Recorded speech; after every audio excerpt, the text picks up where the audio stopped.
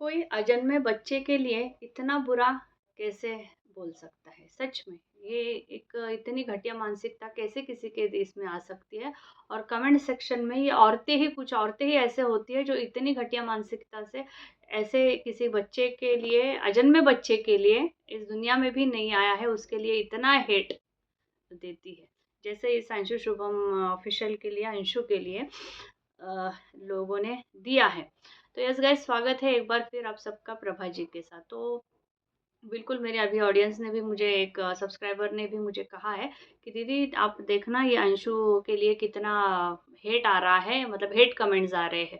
तो अभी 4 दिन पहले उसका एक व्लॉग आया जब उसने अपनी प्रेगनेंसी अनाउंस की थी कि मैं प्रेग्नेंट हूँ और फिर से हमारे घर खुशियाँ आने वाली है। हस्बैंड वाइफ ने दोनों ने बहुत अच्छे से अनाउंस किया और सोशल मीडिया पे उस बात को डिक्लेयर किया कि yes I am pregnant and ये सारी बातें। और यस, जैसे ही प्रेगनेंसी अनाउंस हो गई वहाँ पे अदर पार्टी में तो दुख के ही शुरू हो गए, जैसे कि आपको मालूम है लप्पी एंड फैमिली के माता जी के तो दुख भरे ही टाइटल्स और लोगों को ऊपर गुस्सा निकालते हुए कमेंट सेक्शन के, मतलब है ना, लोगों को सॉरी उनको बदनाम करने वाले लोगों के ऊपर रोष निकालते हुए माता जी दिखाई दे रही है, जो कि खुद कंटेंट के लिए कुछ भी करने पे उतारू होते हैं और दोष देते हैं लोगों को। आप अच्छा दिखाएंगे तो लोग क्यों गाली देंगे? आपके घर से आपका स्पेशली बेटा इतना सारा कुछ दिखा देता है ना कि उसके लिए कोई लिमिट ही नहीं रहती है। फिर भी ये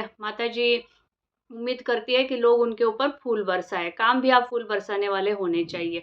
तो यस, जैसे ही संशु शुभम ने अपना प्रेगनेंसी रिवील किया, दोनों हस्बैंड वाइफ ने मिलके कि हाँ, यस हम फिर से खुशखबरी हमारी ज़िंदगी में आने वाली है। तो वैसे ही जो रिलेटेड होता है ना हमेशा लप्पी और उसका जो भी एक रिलेटेड उस मतलब है ना, लोग कंपेयर करते हैं।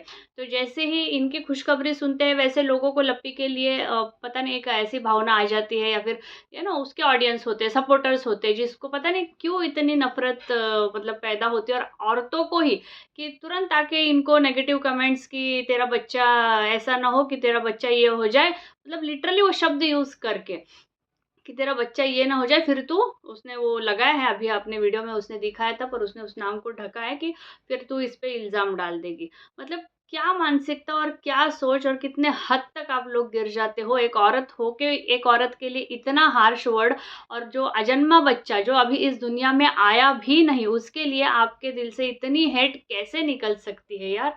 कैसे निकल सकती है? मतलब ये जो मैं देख रही हूँ ना सोशल मीडिया पे ब्लॉगर्स क्रिएटर्स को, ये कमेंट सेक्शन देख रही हूँ कि इतना सारा गंदगी और इतनी सारी गंदी सोच और मानसिकता, पता नहीं, और ज़्यादातर औरतें ही होती है जो ऐसी मानसिकता लेकर आती है, कहाँ से लेकर आती है ऐसी मानसिकता जो इतनी घटिया, इतने मतलब किसी के मतलब खुलेआम, हम तो कुछ अपशब्द बोलने के लिए भी ये होता है, पर ये खुलेआम मरने मारने की अभी मतलब हम देखते हैं। जैसे अभी देवरानी के लिए भी कितना घटिया कमेंट आया था, वैसे ही इसके अंशु के लिए उसको भी बहुत हेट आता है, बहुत हेट कमेंट्स आता है। पिछली बार अभी भी जो एनिवर्सरी के टाइम पे उसको आया था, तभी भी हमने उसकी तरफ से ये किया, क्योंकि अननेसेसरली वो उसमें आ रही थी, जबकि उसकी भी गलती थी उसमें, उस एनिवर्सरी के इसमें उसकी भी, अपनी भी थोड़ी बहुत गलती थी। और अभी भी मैं उसको कहूँगी, है ना, कीप इट द असाइड, ये हेट कमेंट्स का अगर ये हम कर दे, वो उसका इलाज नहीं, वो वैसे ही आता है। पर बस मैं उनसे यही कहना चाहूँगी अंशु से, अंशु ऐसी बातें आप सोचो मत, उसको फ़िल्टर लगा दो, और ऐसी चीज़ें आप वही वो नाम को, वो इसको ही आप फ़िल्टर लगा दो ना अपने कमेंट सेक्शन में। क्यों वो कमेंट्स उसके हिसाब से आ रहे हैं आपको, उसके नाम से? क्या आपने कमेंट को फ़िल्टर नहीं लगाया है अभी तक?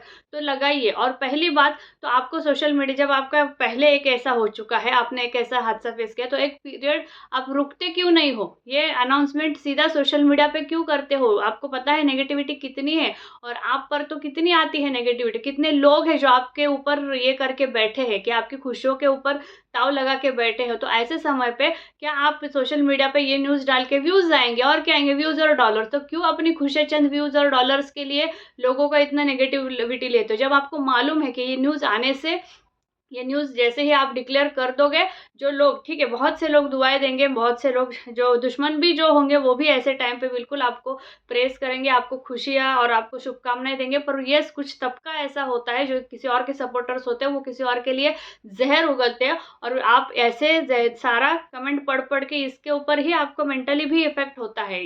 आपके इमोशंस पे इफ़ेक्ट होता है और वैसे उसी के कारण बहुत सारी मिसहैपनिंग्स हो जाती है। तो इस टाइम आपको ध्यान रखना था कि एक समय के बाद ही आपको अनाउंस करना था।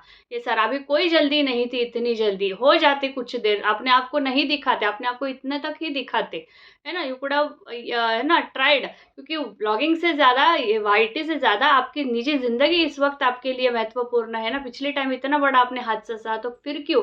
ये सारी नेगेटिविटी, ये सारा अपने ऊपर क्यों ले रही हो? लोगों को आता है कितना भी नहीं कहा, और उसके बाद अनाउंसमेंट के बाद भी आपने जो वीडियोज़ डाले हैं, वो सारा आप काम कर रही है, कैसे भी उठ रही है, कैसे भी बैठ रही हो आप, फिर से क्यों आप उस चीज़ों को दोहराना चाहती हो? आपको बिल्कुल ख़्याल रखना चाहिए और ऐसे न्यूज़ आप आने ही मत दो ताकि नेगेटिविटी ना आए। एक टाइम की लिमिट के बाद सब ऑटोमैटिकली जब पता चला तब पता चले, बताओ ही नहीं, ताकि ऐसी नेगेटिविटी नहीं आ रही, क्योंकि ऐसे नेगेटिव लोगों का तो यहाँ पे कोई इलाज ही नहीं है जो इतने हद तक गिर सकती है और इतने हद तक एक अजन्मे बच्चे के लिए भी अपनी नफ़रत डाल सकती है। एक अजन्मे बच्चे के लिए नफ़रत डाल देते हैं कमेंट सेक्शन, किसी के सुहाग के लिए नफ़रत डाल देते हैं, किसी को मतलब है ना? अ, क्या बोलते हैं उसको, पति ना हो उसकी ज़िंदगी में, ये तक कामना कर डालते हैं, वो भी माता रानी के दिनों में, वो भी माता रानी के दिनों में। वो चाहे जो भी कम्युनिटी की औरत थी जिसने इसको मैसेज किया था, वो दूसरे कम्युनिटी की, तो फिर भी औरत तो थी ना यार, औरत तो थी। हाँ, फिर भी इतना हेट आपको कैसे कहाँ से आता है? जो भी हो जेंडर।